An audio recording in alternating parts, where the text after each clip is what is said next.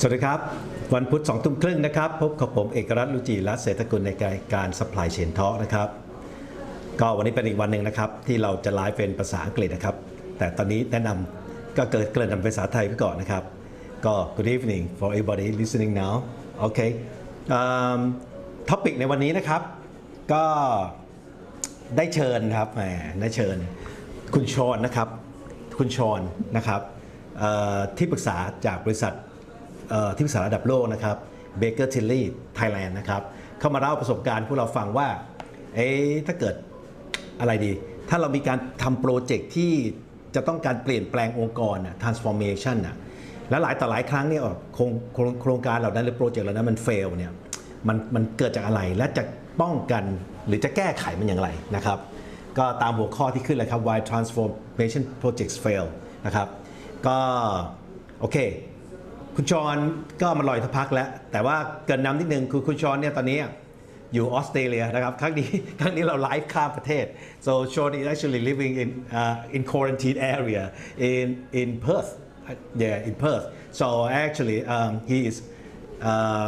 he going to leave the quarantine area soon ก็เขามาลอยพักแล้วนะครับงั้นเดี๋ยวตัดเข้ามาคุยกับชอนเลยดีกว่านะครับก็เพื่อนๆฝากไลฟ์ฝากแชร์นะครับมีคำถามอะไรฝากไว้ได้ any question believe in the message then I will address your question ASAP hi Shaun how are you good thanks hey hi everyone thanks for having me and apologies for the dark room it is a quarantine room I cannot control it so this is not how I normally live so actually where you now Perth right I'm in Perth yes Western Australia okay actually it's a nice city I just talking to the audience anybody been to Perth please let us know you may say how beautiful the Perth is huh? I have been to Perth although I'm studying in Melbourne I almost reached Adelaide but haven't gone to Perth yet no too far well, I think it's one of the many plans that we must have together so you must come to Perth at some stage right now it's quite cold so I will after the COVID all right yeah who knows anyway Shaun maybe you would like to introduce yourself a little bit about what you're working with Baker Tilly right yeah sure a bit of background about me I am an engineer by trade mainly environmental that's where I really started my career I've worked for a lot of engineering firms and decided that wasn't really for me and I decided to go more into consulting so ever since then I've worked for a number of large companies some of the big four but also large companies like Chevron for instance where I spent a lot of time on one of the biggest supply chains of the world but my main focus has always been on transformation so my role at Baker Tilly right now I've been in Thailand for 6 ปีแล้วนะครับ6 ปีActually, you can speak Thai. I remember now. You can speak Thai. Why don't we live in Thai? Why don't we live in Thai? Oh, but can you? If I speak Thai, you can understand me, right? พูดภาษาไทยรู้เรื่องใช่ไหมใช่นิดหน่อยนะครับ Oh, that's better than David. ใช่นิดหน่อย That's better than David. Better than David at least, correct. Yeah. So, yeah. Look, my role in Baker Tilly right now is I lead the consulting practice and focus on HR transformation and process and organizational improvement and transformation as well. Okay, actually, when you're talking about HR transformation, you're talking about people transformation of the organization, correct? Absolutely. Whether it's related to workforce, whether it's related to cultural building, performance management, design thinking, lean, agile implementation, things that I work very passionately on. Okay, actually, so just recap to our audience. Actually, you used to be a supply chain guy.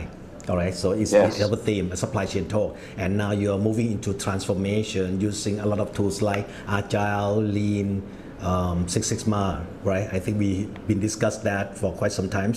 Okay, correct. I think it's time now. People are waiting. Oh, I just noted that on our screen in our live, there is the subscription appear on screen in the same time. I put that last time. I didn't say it. It's just this time I say it. I just want to check whether my accent is good enough for the Facebook to translate my English. Oh my God. Okay. Why don't we go to your topic now? All right. This is what we do. Let me know. I will help you to click on the slide that you prepared. And let me know Sure. if you want to move on. All right. So please, Shaun. Great. Look, a bit about, we've already discussed about my background, and I'll let you know why I made this whole transition in terms of people and transformation. A lot of my work in the past is really about, as Ake mentioned, about Lean Sigma, about changing supply chains, whether it's about inventory management, logistics optimization, asset flow management. A lot of these things I've done in the past. What I realized is that it's process is one thing. I see things in terms of three different lenses. I see processes, I see systems, and I see people. The way that I think about, and the whole topic is why transformation projects fail, a lot of the time I don't believe that, on contrary, where a lot of people think we don't have a system in place, I actually believe that from my experience, a lot of it is around people. And why I say people is that I believe people are the hardest things to change. We have emotions. We at times aren't logical because we have emotions. And I think these transformation projects tend to fail because we don't manage the change effectively. And I think that's the whole topic here. Okay. So on this point, and my first slide is that change is inevitable, okay? And it doesn't matter whether we're talking about a process improvement like I mentioned or a system implementation, but it's inevitable. It's going to happen anyway. And I think COVID has shown us that change is inevitable, okay? I think change management is the way that there's many definitions through what change management is. And in simplistic terms, my best definition, I think, is change is going to happen. It's about how do we actually get and navigate through it. So how do we prepare it? And how do we actually do it? How do we actually get it done? Okay. All right. So when you're talking about three things about when people manage organization like people, process, and system, right? And yes. I understand that what you said is the most important thing that people tend to forget is about people factor of right, and that thing is about. Is what's the word? Hardest thing to change. It is, all right? Absolutely, it's the hardest thing. And right. Sometimes, and we as supply chain people sometimes, okay, is that we are excited about an improvement initiative. We think it's going to work, and it's really, we are logical people. But what we forget is that sometimes how we think is not how the other people or the audience are actually thinking. So our logic isn't understood. We have to think from a different perspective, and that's what change management is all about. All right. Okay. So maybe can I go to next slide now? Oops. Shaun, are you still there? I think we are far away, so internet connection is not that smooth. All right. I think it's Australian internet. I don't know. Maybe somehow it's the internet get COVID. Okay, moving to next slide. Okay, pass it to you. Sure.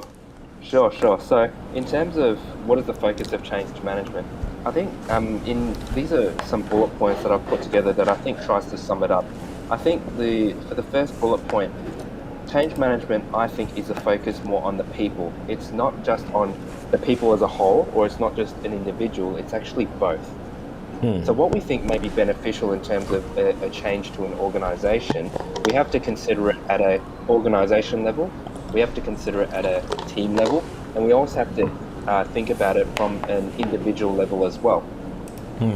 What we really need to understand behind that as well is that it's all about understanding what is currently happening to what is going to happen in the future. And I always call that the current and the future state. Some people on the call that might be Lean Sigma, we always do this current state process mapping and then future state, or we do Kaizen blitzes. again, the focus here is that it's not that simple to say, this is where we are and this is where we want to get to.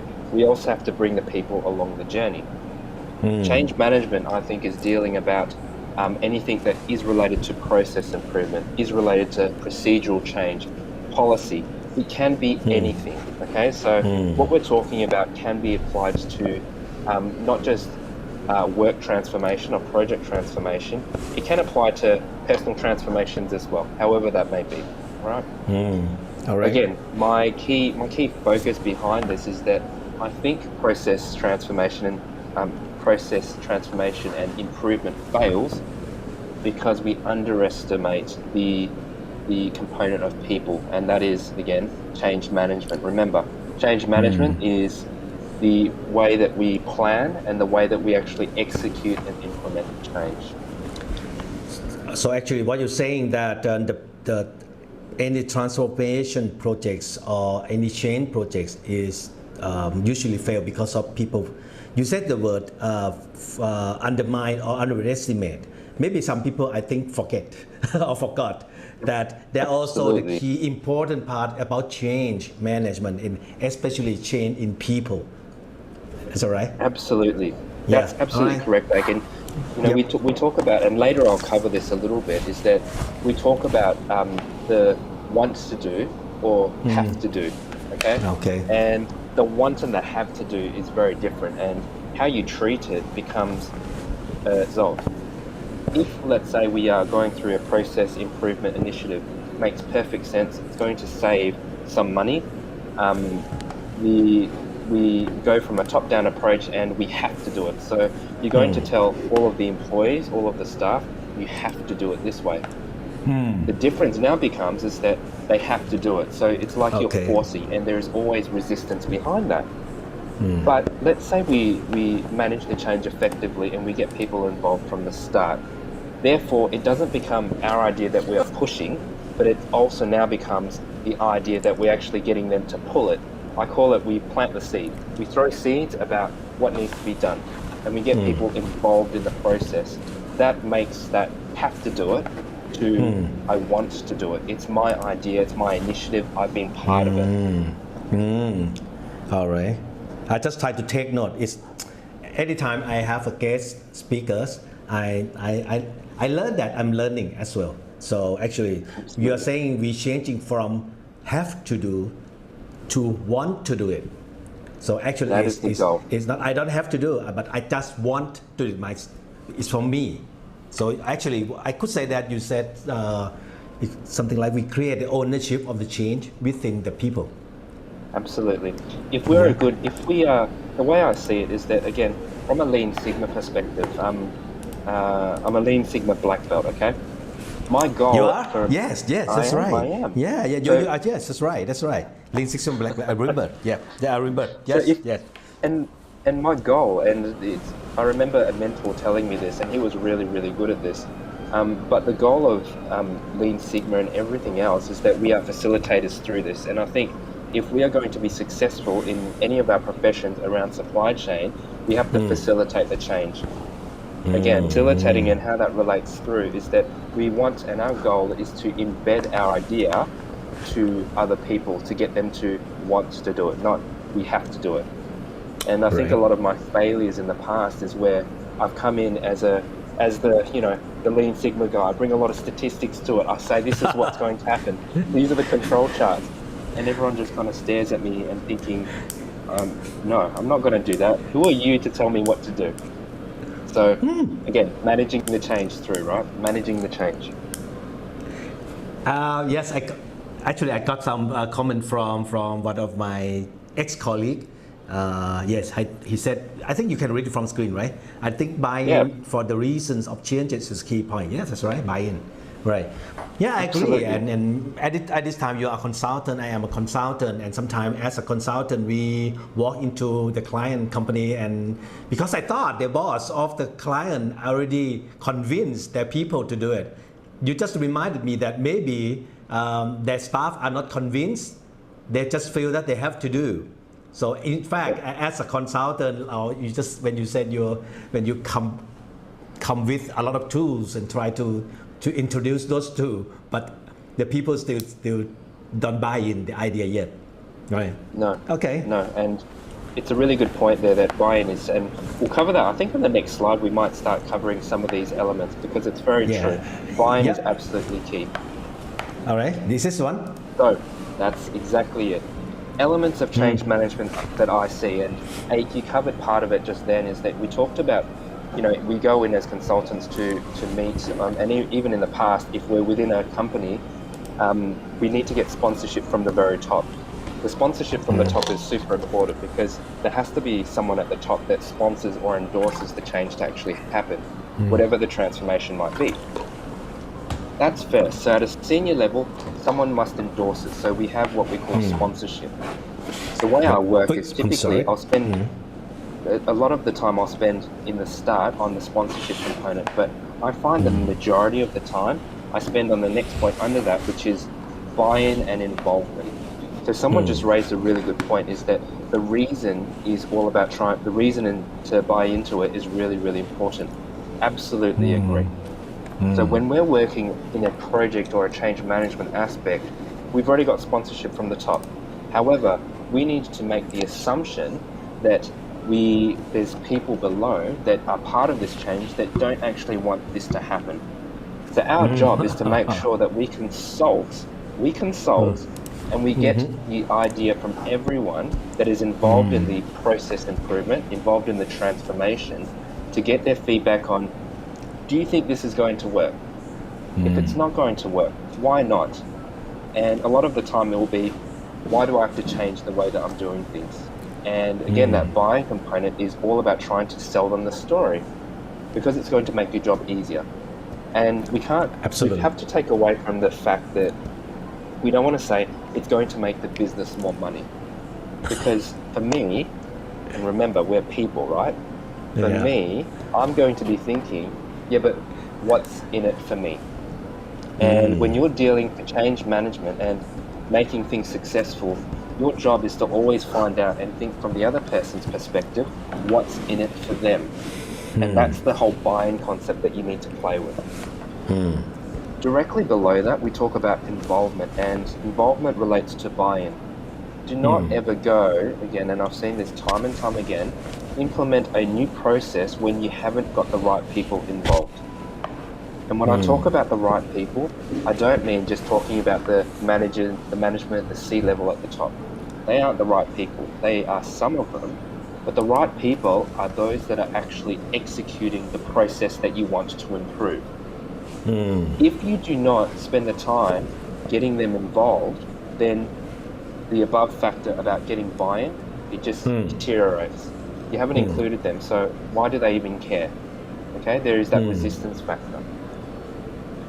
The next couple of points on that is that once you've got the right people involved, it's all about communicating. And we're not talking about communicating at the start. We're not talking about definitely communicating only at the end. You are communicating the whole way through. And what I mean by this is that you don't have to tell everyone exactly what you're doing every day, but it's keeping the right people that are involved at the right time, at the right level of detail as well. So tell them how this change is going to affect them. Don't tell them about things that they don't care about, because remember, we as individuals are selfish in a way. We care about what's going to happen to us, what's happening within our jobs, how our role is going to change. That's what you should be communicating to them. All right. On top of that, the second last thing is all about readiness. Again, I'm going to harp on this time and time again. We are people. We are emotional. We cannot be logical. Okay, we're not logical all the time.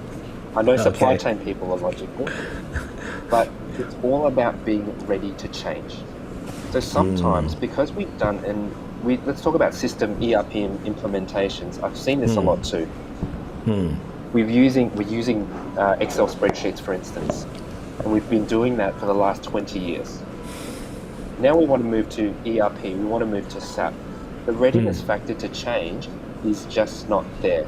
So what we have to do as effective change managers is that we have to prepare them to change. And the preparing them to change is all about communication. It's all about getting them involved. It's all about getting their buy-in. It's all about getting their feedback. We cannot jump, and every organization, and even within an organization, every team is going to be slightly different, meaning that their readiness to change will be slightly different. Our key is to understand at what level is the organization ready for this change, and also at what level is the individual teams ready for the change.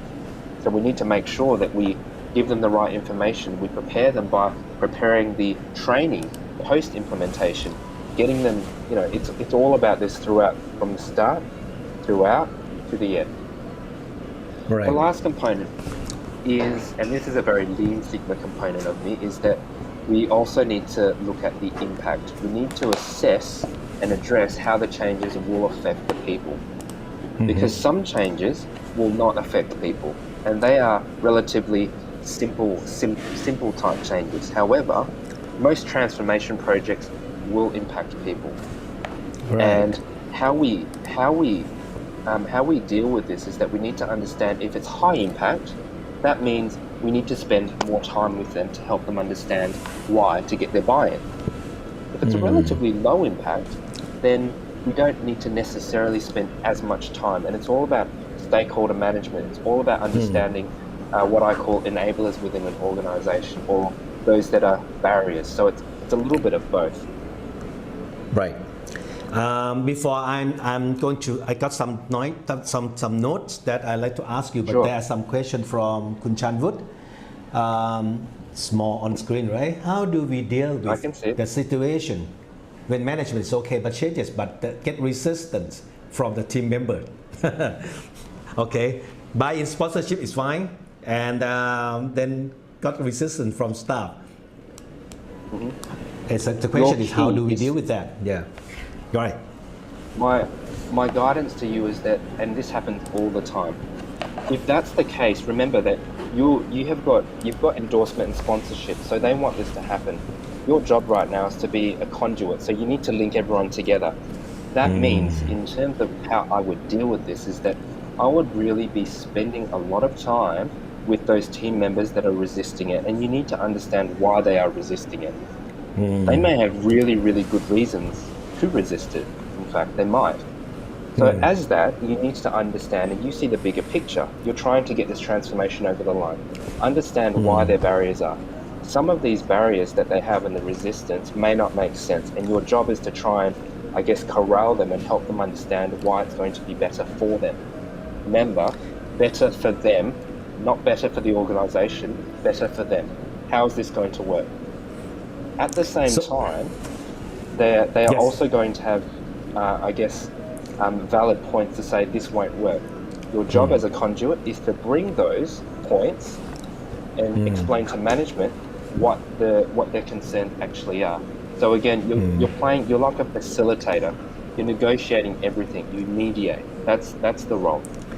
So yeah, I think that's good. Actually, what I try to recap from you say that although the management approve for the changes, agree to the changes, in order to make it happen, we have to follow the process we just changed now, right? Buy in the staff, involve the people who are affected, then communicating to ensure the slide that I just talked, and readiness and impact. So the thing is that if we got resistance from the team member as a conduit, the word conduit, right? Yeah, just remind me about some electronic things that I used to study when I was conduit. Yeah, that's a good point. So yeah, you just said that it's actually our job to we are in the middle, right? So we have to manage both sides between management and the staff. Yes, and I think that actually there's another one of the challenges for our nation is time. Kun Chan would put some more further, maybe further to your comment. One of the challenges for any change is time. I'm not sure, is this, you mentioned about time earlier, Shaun? Or maybe Kun Chan would maybe explain more on that. You mean that we have less time? We have to make change fast? Is that the point? Maybe. Yep. So I think I assume that his point is certainly that and we get this a lot, is that we want the changes to happen in a very short span of time. Okay, and that is always going to be a challenge. And That's right. my honest opinion on that is that you cannot, it's all about spending a lot of time with the right stakeholders, and a lot of the time you cannot fix everything. And I'm going to say this to you, is that in any transformation project, you cannot make everyone happy. You are absolutely dreaming if you think that you're going to make everyone happy. You won't, okay? So don't try do that. In terms of time, the way that I would deal with this is all through prioritization. Spend a lot of the time those people that are impacted heavily. Spend a lot of the time people that you need to make sure they are what we call enablers. They're going to make this happen. You need to identify that at the very start. Then you can start pushing the agenda, and so you're prioritizing it a lot. It means that not everyone's going to get the same amount of attention from you, but you are limited by time. So you just need to make sure that you socialize and you consult on a very, I guess, a narrow time scale, but making sure that you get the right people involved. So you can't get everyone involved, but you need to make sure you get the right people involved. And right people are those that are going to enable the transformation. The right people are those that have a lot of influence within the organization. The right people are those that can be a real, that can, I guess, derail your project altogether if you don't appease some of it. And again, sometimes when people talk to you, it's all about listening to them and at least giving them a voice to management. It doesn't mean that what they complain about is going to be fixed, but at least you need to be, again, the conduit to help them understand, I brought it up, but this was the response, and this is why it can't happen this way. Yeah, I think sometimes people just want to be heard. And if they're being heard, I mean not heard. Try to correct my accent. So if their voice are acknowledged, and I think people are happy, and they understand that something cannot, as you said, many things are cannot be fixed within the time frame. But at least we put like a car parking lot, and then we come back on that. And there's another question from Kun Unakon, which is very good. This is going to you. I go to show on screen. No matter how, you can read it, can you? Or it's too small? No matter how good you have prepared, there will be some resistance, right? It's a sort of confirmation from you. I would say yes. I mean, absolutely. Yeah. The short answer is there is always going to be resistance, no matter what. You can appease as many people, and I have been in some projects where I think that I've covered everyone, but it's all about trying to, again, prioritize and navigate through, I guess, who is going to be a biggest burden or barrier to your actual process transformation. But don't try and please everyone, because you just can't do it. What you can do is just prioritize. And again, from a lean perspective, if I'm trying to prioritize different views, what I would try and do is nearly build a histogram or build a frequency as to people are complaining about the same thing, but they're just saying it's slightly different. So you're trying to appease, using the Pareto principle, you're trying to solve as many problems as you can using 80-20. But short answer is you're correct. There's always going to be resistance. I think actually you mentioned or answered this question from Kudunakon same. She said, this is how you're going to prioritize. What you have to do first, you have optimized solution, right? So actually you're talking about Pareto already. It's sort of the tool that you use to prioritize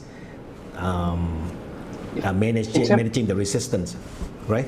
Yeah, when I talk about the prioritizing the resistance, correct, is that you've already got a solution in place. And when I talk about prioritization, what I'm trying to prioritize is prioritize the people involved in terms of the impact or the burden on your project. So it's not really prioritizing all the different solutions, but let's say you have a solution, it's a project, and for argument's sake, you're trying to improve the logistic efficiency at a supply yard. So you need to figure out, well, what are the changes going to happen? And your job now is to prioritize the stakeholders that are going to be involved. All So right. it doesn't, Okay. again, so prioritizing stakeholders, not so much, you've got one solution already. I'd like you to try and prioritize the different stakeholders, because what we're trying to cover is more focused on change management. So actually what you say that you look at the impact and people involved, then you prioritize on that. Absolutely. All right. Correct, Okay. correct. There's another question. Just read whether we can move on next slide or answer this one. Yes, I'll put it on screen. Sorry. When we finish this, then we can move on to the next slide. Sure. Yes, in order to get people buy-in and understand the objectives of any changes project, it takes time. But we might have limited time for doing that as we will need to create any changes quickly. And I think this is just a comment, a concurrence to you. Yes. My quick comment on that, and so it is I think it's a validation, is that what we're trying to do is that we need to prioritize, because we have to prioritize who we're going to talk to and who we're going to manage change. The other component that I haven't mentioned in the slides, but I have mentioned it in one slide actually, I'll take that back, is that we need to make things happen. So from management, they want to see things happening. All that, to do that is that it doesn't mean you have to reach to the end goal. In terms of nearly agile type principles, you're trying to create incremental wins throughout the way. From a lean perspective and a change management perspective, all you need to do is create quick wins, okay? Yeah. Quick all right. wins Okay. shows that things move and it helps manage change. Yeah, Help David manage the top mentioned as well. that at last time as well, the quick win. I think I agree. Let's imagine that we are the management of a company and we want to change to be happen. At least I want to see something happening. Absolutely. Yeah, 6-month project. Sometimes I cannot wait for 6 months. Can we do 2 weeks? Something happening? I just sharing to you. I got one customer. He want to make a change within a 6-month time frame. But he said to me, "Can we do this within 2 weeks?" So it's something like, so what we need to manage as a conduit that you mentioned, that we have to find some quick wins, right? Yes. And has an impact and manage it. Okay, maybe we go to your next slide, Shaun. Sure. I'll have it shown on screen, and then we'll come back on another further comments. Right. Now remember, we just talked about managing change, and managing change is all about people. So theoretically, and this is I like looking at this, and you can have a look at the reference as well. But it's called the Kubler-Ross change curve. This is how employees or people go through changes. There is 5 different steps in terms of doing this, okay? And remember, this is also impacted by the impact the transformation will have on them. So from a design thinking and an agile perspective, you need to empathize with them as well, all right? But there is 5 different steps. In short, your goal is to get from step 1 to step 5 as quickly as possible. So the 5 different steps of this, the first thing is that people find out this change is going to happen, and let's say it's a big change. Let's say that we are, argument's sake, we have to let someone go, all right? You've reinvented a process, you've automated it, that means you need to let people go. Therefore, if the people need to be let go, they are going to go through this guarantee. First, they'll think it's not happening. It shouldn't happen. This would never happen to me, okay? They are then told that this is going to impact them. They're angry. Why me? How could you do this? How could the company do this to me? At some stage, and usually steps 1 and 2 happen nearly concurrently, okay? And they happen very quickly. Step 3 is all about bargaining, and that's when we kind of settle down. We go through that emotion where we are angry, but now we're starting to calm down, and we just start to think about our options. Okay, it had to be done because they automated part of the process, so they had to get rid of me. But from my perspective, is there some other way that I can still work with the company? So now we're trying to bargain, and it's bargaining with ourselves before we start bargaining and talking to management. The next thing is all about repression. Oh gosh, nothing can be done about this. I'm really quite annoyed and quite sad about this. The next thing then becomes about acceptance. This transition has a positive upside. We have to go through this in some way. So let's try and start moving on. So in terms of moving from steps 1, 2, 3, 4, and 5, the key goal is to make sure that we get from 1 to 5 as quickly as possible. Interesting. So, but not everybody will going through this. Maybe some people just jump to 3 and to 5, or based on your experience, maybe they are passing through number 1, but it's so fast. Then they come 1, 2, and 3. What do you think? Absolutely, and people go through all of these different phases at different speeds. It just depends on the individual in itself. So realistically, they can jump from 1 to 3, they can jump from 1 to 4, they might not even go through 1, 2, and 3. It just depends on the individual. Right, yep. Just look at some next slide. So this is and the reason we want to mention this so that we can observe the people, right, and try to what I could say manage their feeling. Don't let them at the stage too long, because then the anger is not so good. So try to make them to move from 2 and 3 and definitely come to the last stage, which is the acceptance, which is the change. Absolutely. So the key goal is to get them to step 5 as quickly as possible. And I show this because we're talking about change management. And remember, is that when we're talking about change management, we're talking more about the individuals in itself. So we're talking about the people side. Okay. I think there is one good comment from Shaun. What about people hide their feeling? Okay. Yeah. Interesting. So people are always going to hide their feelings, but why I show this again is that some people are going to be very emotional. Some of them won't be emotional at all. But it doesn't matter, because that doesn't change the way that you approach change management. Your assumption going into change management is that they're going to go through these stages anyway. They're going to go through stage 1, 2, and 3. So they will go to these stages, but they may not say, they may not show. But I think there are, I would try to think about this interesting point. They may not say, but I think we can observe from many things, like when they speak, when they comment on something, we can, or body language, even that, because some people may not say, but body language, sometimes people cannot hide their body language, I would say, if we notice that, right? Yeah, right. Correct, and just assume that people are going to go through this. So whether they show it or whether they don't, it doesn't change your change management plan anyway. Okay. Agile model, I think the next one. There are some comment on screen. I show it on screen for you. In just a case that you're going to mention in your slide, then we can add it up, or it's up to you whether you want to answer now. There are some last one from Kun Unakorn. However, sometimes we may be wrong in terms of selecting optimum solution. It is how quickly you can turn around. Yeah, can be. You want to comment on that? Otherwise, another one. In some age organization, there are many Gen X employees and always deny change. What is your recommendation to transform? Right. You want to talk about this now, or you cover it in slide later on? Up to you. Let me cover a couple of these now. I'm happy to cover these now. In terms of Gen X, and this is all about, if I look at change, I'll look at an organization in terms of the different stakeholders. If I'm looking at the different stakeholders, we will see Gen X's that are very resistant because they've always done things in a specific way.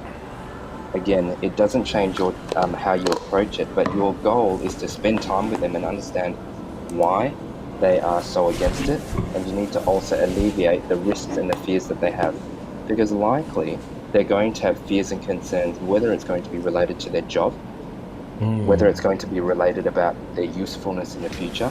So it's all about helping them understand, well, how is this change going to benefit me? And if it doesn't benefit them, how is this change going to impact them in a positive way? So it's all about trying to get rid of that fear and concern, I think, is the key. Can I say that, can I say from you just say that, is regardless of generations, if the people see that change have positive impact on them, they will accept to change. I mean, tend to accept to change, and then it's our job is to show them that there are positive impact to them. That's correct. That's correct. And sometimes there won't be a positive impact, but at the same time, it's all about helping them understand why this needs to happen anyway. So if there is a positive impact, it is easier. It's an easier conversation to have. True. What is it? But the difficult part is what is the negative impact and how we're gonna let them accept the changes. You have to help them understand the rationale behind that, and that's also, again, if there's still a negative impact, helping them understand the rationale, but also trying to alleviate their fears, whatever those fears may be. And I think sometimes it is better to, for instance, letting people go. Sometimes it just has to happen anyway. So you don't want to hide behind it and say it's not going to happen, because that's a fear to them. You don't want to do that. I think being honest and transparent about change is also quite important. Transparent to the impact. I think that is a good phrase. We have to be transparent and let people know this is a change, this is an impact. And if there is, I just try to recap. I mean, it's a lot of learning, so I just think it out loud. Anyway, Absolutely. There's another question. Whether you want to handle now, What is answer it? now. How can we handle when the one who must leave the company left something bad to other colleagues? It may be their big mouth, bad mouth. Yeah, right. All right. Okay. Really difficult question. I mean, I leave it to you. Okay. I think this is more of a culture in itself. And when we talk about people changes, and let's say an employee leaves on a very bad note, it is very difficult to try and, I guess, alleviate the poison behind it. But from a management team perspective, it's all about rebuilding the culture and helping them understand why that needed to happen. So let's say you're in a management position, you've had to let people go. If you need to let people go, you need to help them also understand why this had to be done, if it had to be done for a specific reason, but also, again, managing that change through to rebuild the culture. So whatever they've said, your job is to try and build the culture to show that that isn't actually the case. Because you can't ever control what people say. And that is more of a HR type issue and a culture issue, which is more difficult, but it is still there. So again, have that dialogue, have that open conversation with people is how you'd manage that through. Right. Okay, thanks, Shaun. There are some comments coming up. It's hot issue actually. I think we will come back to your slide. I just sneak into the slide. There are several models that interesting. So pop it up then, and then we come back to the question. For the audience, you can leave your questions, and we will come back on that at the end. Because Shaun have put a few models there. It's interesting to learn. Shaun. Sure. I think the first one that we'll talk about is ADKAR, and this is done by ProSci. The ADKAR model is goal focused. It's focused on sequential movement of things, so it's very task orientated. That's why some businesses use this model. I don't use this model too much, so I'll talk about it very quickly, and I'll go through another model that I do use quite a lot. ADKAR model is it's a bottom-up approach, and it follows this whole concept about building awareness, desire, knowledge, ability, and reinforcement. Okay, so it starts as having a business need. We have a business need, and that we then create awareness throughout the organization. So at a broader scale, we've created this awareness at the organization to say this is something that needs to happen. We then start looking at defining the actual project. Once we design the project, then we can go through and building the desire for that to actually happen. So we've made people aware that something needs to happen. We've then got a specific project, and we try and build we get desire from the people to say we want this to actually happen. We come up then with several business solutions. Okay, so there's several different solutions that have been put in place. For this to work is that we need to build knowledge around what these new solutions may be.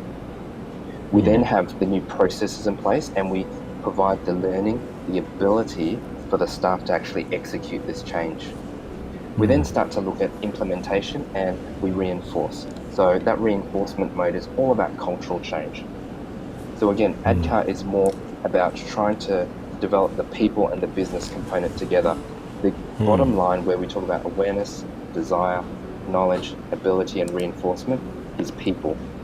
The top line, where we talk about the business need, the project, the solutions, the new processes, the implementation, is the business aspect. So it tries to link both of these together sequentially.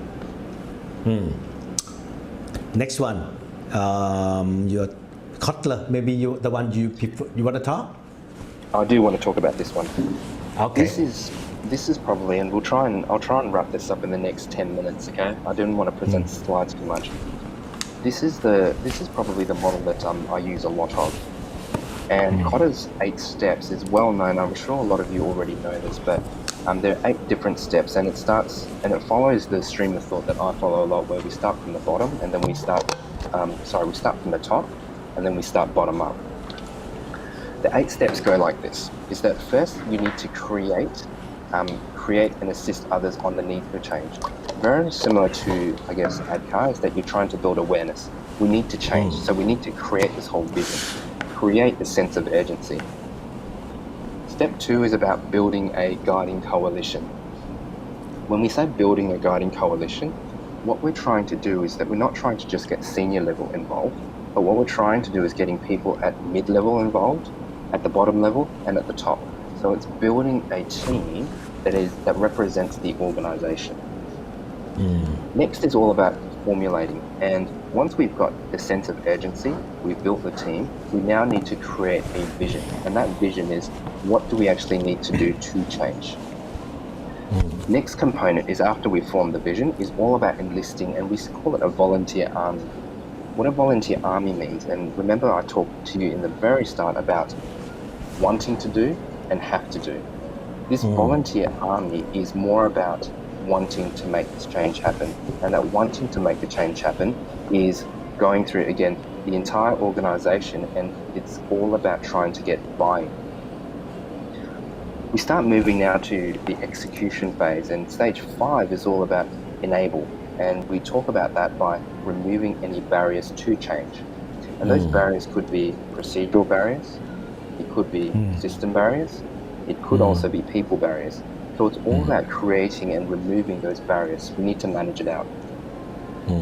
Question before, we talked about, we need to show management that things are happening. That is what I call generating short-term wins. If we generate short-term wins, it shows that change is actually happening. And what I see a lot of is that if we have a 1-year project, we need things to happen within that 1 year. But management sometimes gets frustrated because things don't always happen according to plan. What always happens also is that we have 1 year and then it drags on for 1.5 years, drags on for 2 years. Change and getting transformation done is all about momentum. So what we really want to do is be giving short-term wins throughout the journey. If we're able to generate those short-term wins, it builds momentum and change consistently happens. Number 7 is all about sustaining. So again, from sustaining the short-term wins, we want to bring these out to medium and long-term goals as well. So we're trying to build these all out. So once we've actually gone through this change process, the last component is all about institution, or making it stick.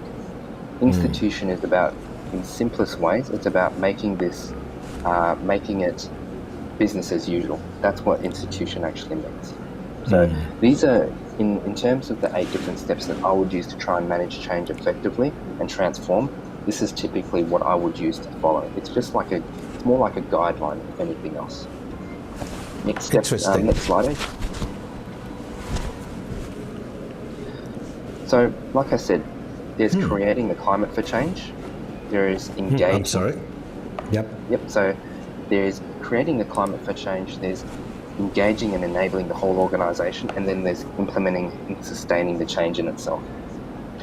What Cotter did is that he felt that there's these 8 different accelerators, and I'll run through them very quickly in the next 4 slides. Okay, so based on these 8 steps, there is things that he thought of as well, and we'll go through this, and I strongly believe in it. Okay, so actually 8-step process plus 8 accelerators. And these 8 accelerators are to keep in mind that help change happen more easily. Oh, okay. Right. So this is 1. Yep. 1 and 2 is leadership and management.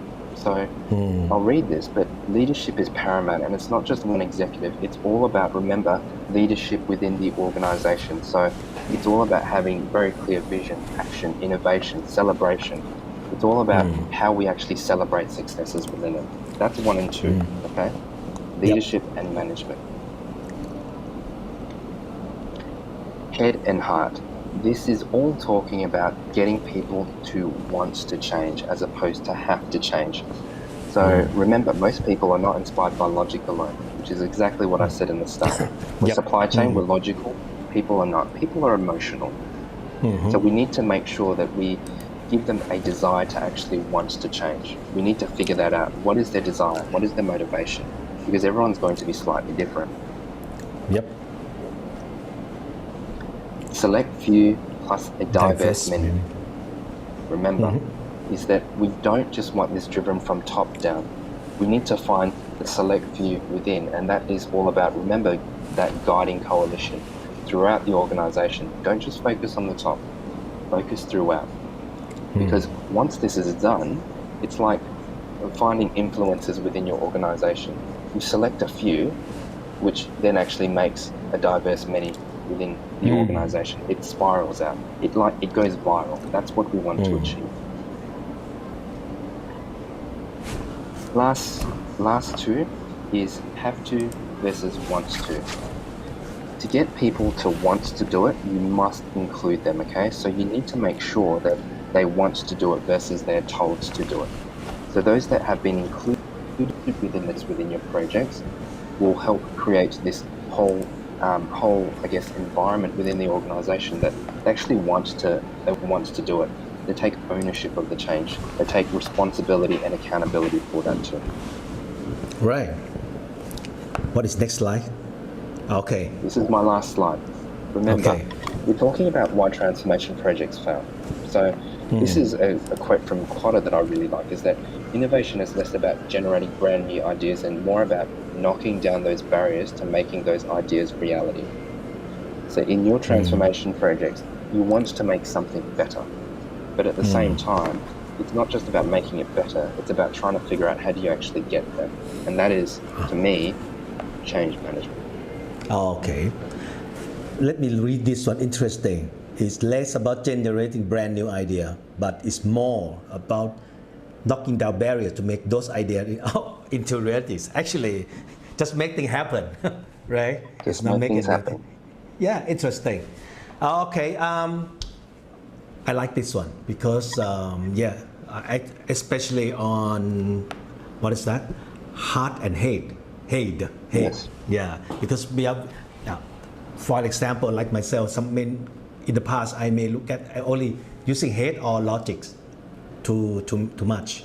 Then actually we have to feel the people, and I would say on behalf of many supply chain people, we are just the people who like just do it, right? And then we tend to just doing things fast, forget about people factor, right? Okay, there are Shaun, there are a few questions. I'll show you on screen and see whether you want answer. This is just a recap from Shaun Wood. Okay, so he said show the positive impact to make people engage with any changes. You already add that also the negative impact too. We have to make them understand. Correct? Correct. Yeah, that's correct. Absolutely correct, Dave. For just a concurrence, I read, but a question I will let you answer. Sure. How to handle employees' fear to lose their job, especially digital fund transformation. Anything you want to add on that? Yeah, sure. I think in terms of digital transformation, it's happening everywhere. We've got a lot of clients as well, and I work with a lot of companies that are transforming digitally. I think that the idea is not to get rid of people, and that's not the idea of digital transformation at all.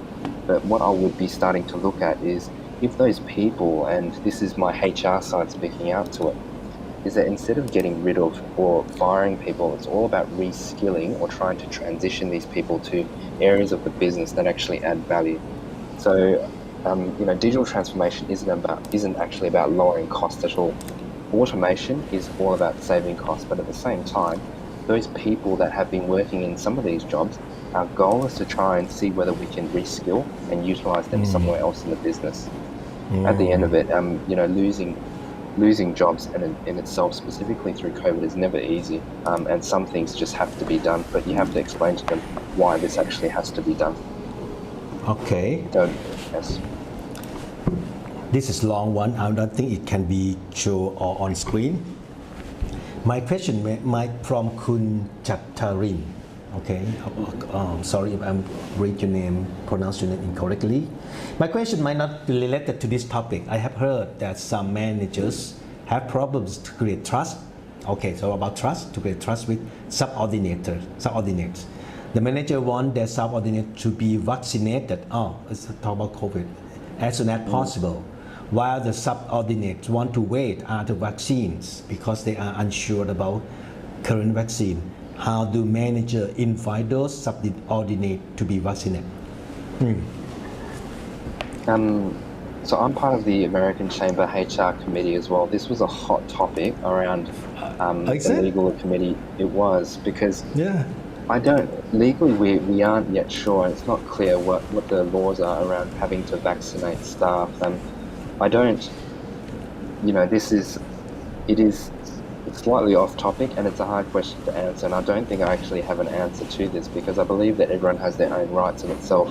I'm here in Australia right now actually to get vaccinated before I return to Thailand, so I've got my own views on this. So for that question, I don't think trust is a big issue, but if it's about vaccination as well, there is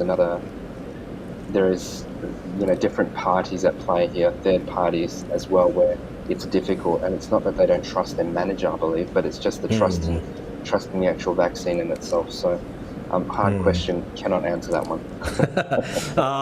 Maybe I also cannot answer that, but if I were the manager, this is what I will do then. I just give them information, right? Yeah. Because at the end of the day, it's a people decision, it's their staff decision. And also we may use carrot, not stick, to convince them to get vaccinated. I mean, a few things that we can do, but of course, right, we cannot force people to do it yet. But you know what, I read some articles. They said that maybe in the coming months, many foreign companies may put another KPI on percentage of vaccinated staff in their suppliers, because that is a risk to their operation. So they want to see whether we have a substantial percentage of vaccinated staff, so that to ensure that their supply are constant. But that's just the idea, and of course legally cannot be done, but of course a lot of KPI is not legal, but they can be part of the selection process, right? It's true, and I guess that's an idea. Very little comments on this. Very little comments. Yeah, just a comment, just a sharing. Another one from Shaun Wood. Understand, yes, so small for you, I guess. Understand that any changes might need to handle as project, as there are many factors particularly related to people which might be difficult to set up the proper timeline. As a project leader, how should we set up the appropriate timeline to achieve the project goals? For you. How I generally deal with this is that I would get, in terms of being a project leader, I would very much engage, and you can give your own thoughts in terms of how things should be done, how long things should take. To be successful in doing this is that you get the right people that needs to deliver and get them to determine their own targets. I am very supportive of agile type teams, so I believe in self-governing teams. Self-governing teams set their own timelines, but within the 2 weeks, instead of saying we're going to get this done within 3 weeks, why don't you set up a sprint, which is, let's say, 2 weeks long. So 2 weeks long. That 2 weeks long, you're going to say, what can you achieve within 2 weeks? So you're flipping it. You're, instead of giving them a target to say, you must within 3 weeks or 2 weeks, you just say, what can you actually do within 2 weeks? And within 2 weeks, and this is what we call a sprint, right? Within 2 weeks, all of us as a team are going to get this amount of work done. and then the next sprint will be the next 2 weeks. So it's trying to make things incremental. So there's two ways. First way is that you do it that way by sprints. You set 2 weeks. What can we get done in this team? In the second way is about getting them to set up their own specific timelines. When are you going to get this done? And make sure that you get them to commit to that. That's the best way to do it. Interesting. Yeah, I think the agile way is interesting, and also the last one you just said, get the people to set what they can finish. But just answer to Chanwood. Of course, you have some timeline in your mind, all right? But rather than push that goal into the team, let's just ask them whether they can do. Maybe they even can do better than our original thinking, sort of. Correct. Yeah. Correct. Another one, Shaun, from Kun Unakon. Convincing people is one of necessary soft skill in the transformation process. I believe that we need some experience. Oh, it's just comment. Yes. So Agree. Absolutely agree. Concur. All right. Absolutely. Yep. Practice Absolutely. makes perfect. Yeah, practice make perfect. Any question further, Shaun? I think we finished our slides. You want to add anything before we close up? But maybe let me talk to the audience a little bit because I changed some Sure. schedule.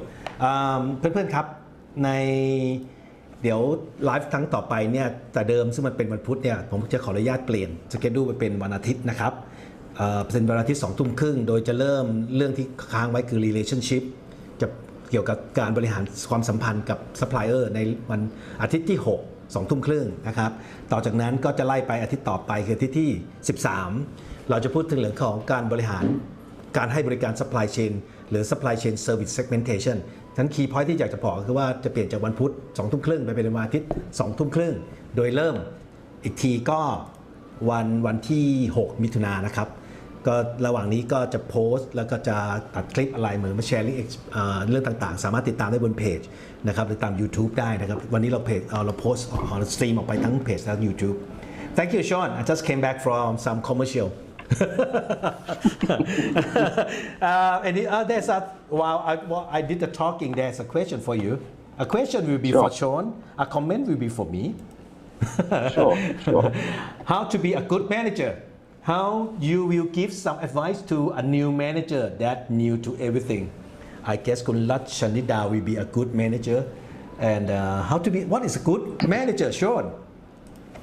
I believe a good manager is a manager that builds a lot of trust within the team. I believe a good manager can lead and not just manage. So don't micromanage people. Trust in your people to deliver, and that whole trust and relationship I think is absolutely key.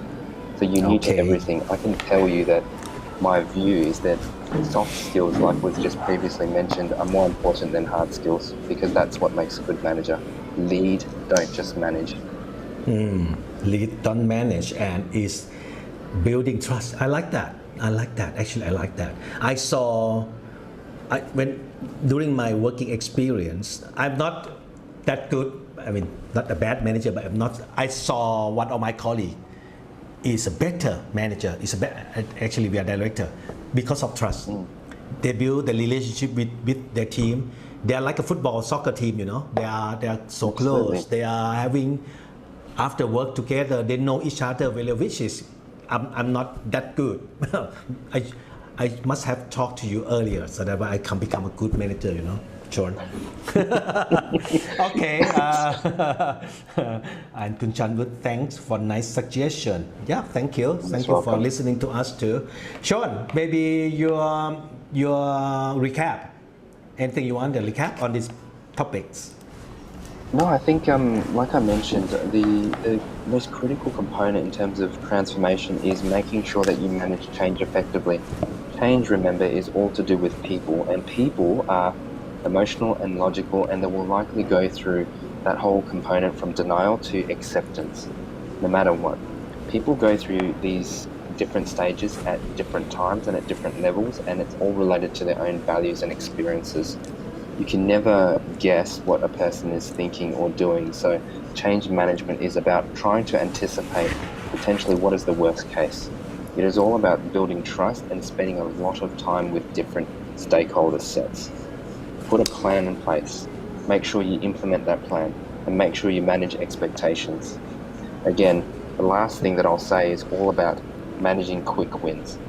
Look for progress, and even when I'm going into specific roles, if it's all about transformation, I'll set key quick wins. What am I going to measure? When am I going to measure it? So that I know that it's actually happening, as opposed to just talking about it. So I think that's it from me, and thank you all for listening. So I'll hand it back to you, Ake. Right, thanks, Shaun, for sharing us your work, your experience, and definitely Shaun is the just for maybe from some new audience. So he's sharing from his consultancy experience from Baker Tilly. Absolutely. So that's very good, and he very expert in Agile, and yes, you. I learned a lot from him as well. Okay, and just look at a note, and then they just say thank you now. Then okay, so it's 10:36 p.m. in Perth. So It is. happy your Netflix and enjoy your watching. All right, Thank you. and see you again in July when you come back to Thailand, Shaun. Okay, Look สวัสดี forward ครับ to it, Shaun. Ake. Thanks for having me. สวัสดีครับ สวัสดีครับ สวัสดีครับเพื่อนๆ ก็อย่างที่แจ้งนะครับ เดี๋ยวรายการของเราต่อไปจะย้ายไปอยู่วันอาทิตย์นะครับ โดยที่เราจะเริ่มอีกครั้งหนึ่งก็ไลฟ์จะวันพุธที่ 6 มิถุนาเราจะพูดเรื่องของ relationship management นะครับ ก็ขอเชิญติดตามชมได้ โดยเวลาเป็น 2 ทุ่มครึ่งเหมือนกันนะครับ เป็นเวลาที่ 2 ทุ่มครึ่งจากนี้ไป ก็ถ้าเพื่อนๆต้องมีหัวข้ออะไร อยากจะฟังโชนอยากจะฟังเพื่อนๆอยากจะฟังเดวิดหรือฝากฟังอาจารย์ตีหลายคนอินบ็อกซ์บอกเราได้หรือคอมเมนต์ไว้หรือส่งเมสเซจมานะครับผมอ่านเองแล้วก็จะตอบคำถาม หรือถ้ามีคำถามอะไรถึงทุนชอนก็สามารถบอกได้นะครับแล้วยังไงก็เดี๋ยวจะส่งไปตอบคุณชอนไม่ได้เล่น Facebook ครับ ดังนั้นเนี่ยส่งมาที่ผมได้นะครับก็ได้แก่เวลาแล้วก็ขอบคุณทุกท่านที่ฟังมาจนถึงตอนนี้นะครับ Thank you everybody for your listening. I hope that everything that we discussed today are useful for you. Let me know that you have any further inquiry and question. And okay, enjoy your the rest of the week and good night. สวัสดีครับ